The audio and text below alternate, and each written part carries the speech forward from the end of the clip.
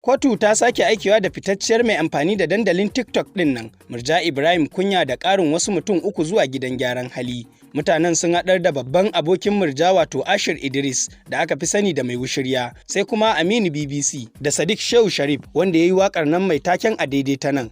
Zauren malaman Kano ne ya yi ƙarar matasan bisa zargin wallafa bidiyon baɗala a dandalin TikTok. Ana tuhumar Murja da Real Ashir Idris da yin bidiyon batsa a TikTok, inda ya amsa laifinsa yayin da ita kuma ta musanta. An kuma tuhumi Aminu BBC da yin bidiyon batsa a dandalin TikTok wanda ya musanta.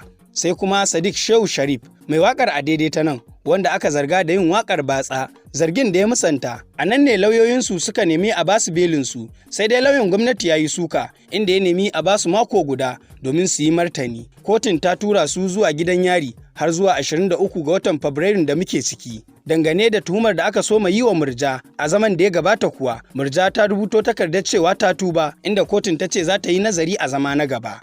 Yanzu haka ba wani matsala ba ne ba, laifi ne na yi kuma na san na amsa na yi laifi.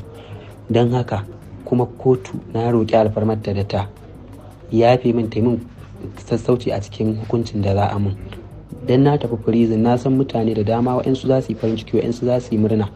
To ina so mutum ba in sanar da cewa mutum baya wuce kaddarar shi. Ni yanzu ta kaddara ce ta zo da sai na je prison.